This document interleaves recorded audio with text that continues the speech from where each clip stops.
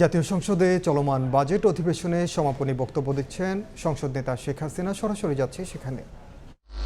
বাজেটের আকার 7,97,000 কোটি টাকা।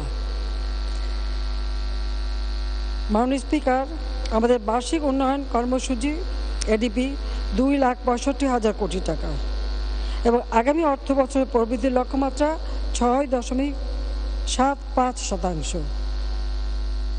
বাজেট পেশের পর মাননীয় সংসদ সদস্যগণ তাদের বক্তব্য রেখেছেন। এ পর্যন্ত মাননীয় বিরোধী দলের নেতাসহ 234 জন মাননীয় সংসদ সদস্য বক্তব্য রেখে এই বাজেটের উপর আলোকপাত করেছেন এবং তাদের পরামর্শ দিয়েছেন।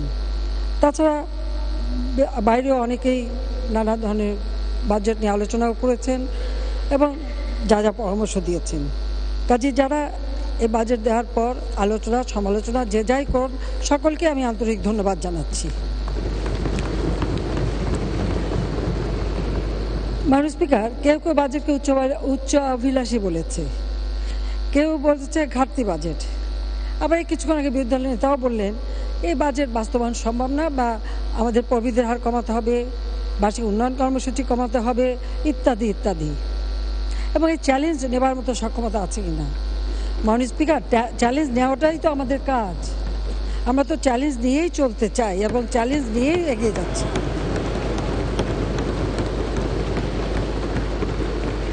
আমি মোটেই বাজেটকে উচ্চাভিলাষী মনে করি না। হ্যাঁ, একটা লক্ষ্য আমরা স্থির করি, শতভাগ কখনো পূরণ হয় না, হওয়া সম্ভব না। তারপরে আমাদের একটা সুনির্দিষ্ট লক্ষ্য থাকে যে এখানে আমরা যাব। আমরা কিন্তু তার যেতে পেরেছি। কোথায় 62,000 কোটি টাকার বাজেট আর এখন 7 লক্ষ কোটি টাকার বাজেট। আমরা তো এই জায়গায় আসতে পেরেছি, চ্যালেঞ্জ নিয়েছি বলে এটা সম্ভব হয়েছে। আর কথা হচ্ছে আমাদের ইচ্ছাটা কি, দেশের মানুষের ভাগ্য পরিবর্তন। সেই জন্যই তো উন্নয়ন বাজেট। উন্নয়নের বাজেট অবশ্যই আমার দেশের মানুষের যে উন্নয়ন আমরা এ পর্যন্ত করেছি তার গতিধারাটা যেন অব্যাহত থাকুক, সে লক্ষ্য নিয়েই আমরা এই বাজেট প্রণয়ন করেছি এবং উন্নয়ন বাজেট দিয়েছি। কারণ এখানে কমাবার কোনো কিছু নেই। মাননীয় স্পিকার, আজকে বাংলাদেশ সারা বিশ্বে একটা মর্যাদার আসন অধিষ্ঠিত করেছে। আজকের বাংলাদেশ আর ওই হাত পেতে ভিক্ষা চাওয়া বাংলাদেশ না, পরমুখাপেক্ষী না। আমরা ঋণ নিই, পরিশোধ করি।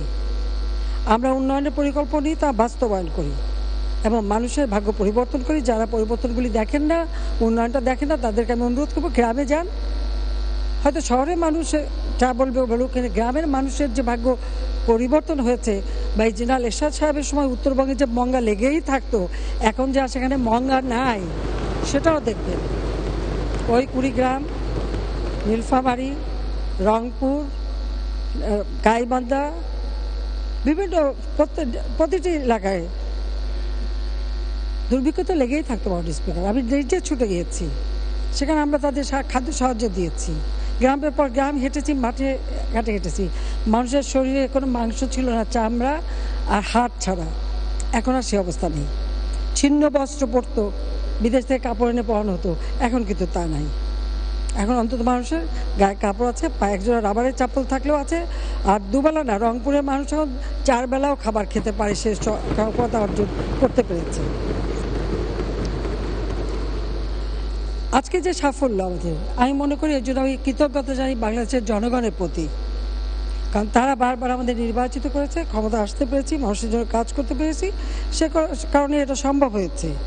এবং 2009 থেকে এই পর্যন্ত 2024-23 পর্যন্ত আমরা কিন্তু আমাদের উচ্চ প্রবৃদ্ধি অর্জন ধারাবাহিকভাবে অব্যাহত রেখেছি। কেবল কোভিড-19 অতিমারির সময়, বিশেষ করে 19-20 অর্থ বছর বা 20-21 অর্থ বছর পর্যন্ত আমাদের সারা বিশ্বে কিন্তু প্রবৃদ্ধি ঋণাত্মক ছিল। অনেক উন্নত দেশও কিন্তু প্রবৃদ্ধির হার ধরে রাখতে পারেনি। সেই ক্ষেত্রেও কিন্তু বাংলাদেশের প্রবৃদ্ধি ছিল ধনাত্মক। এবং এরপরে কিন্তু আমরা আরও আমাদের যে লক্ষ্য, উচ্চ প্রবৃদ্ধির ধারায় আমরা ফিরে এসেছিলাম। বিগত 1.5 দশকে আমাদের গড় প্রবৃদ্ধি হার ছিল 6.7% বেশি।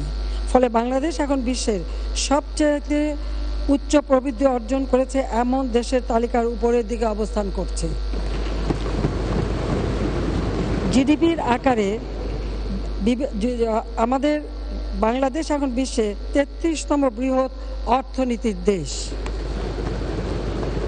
মাথাপিছু আয় ৫ গুণ বৃদ্ধি পেয়ে ২০০৫-৬ অর্থবছরে যেখানে ছিল মাত্র $৫৪৩ আজকে ২০২৩-২৪ অর্থবছরে সেখানে $২,৭৮৪ উন্নীত হয়েছে।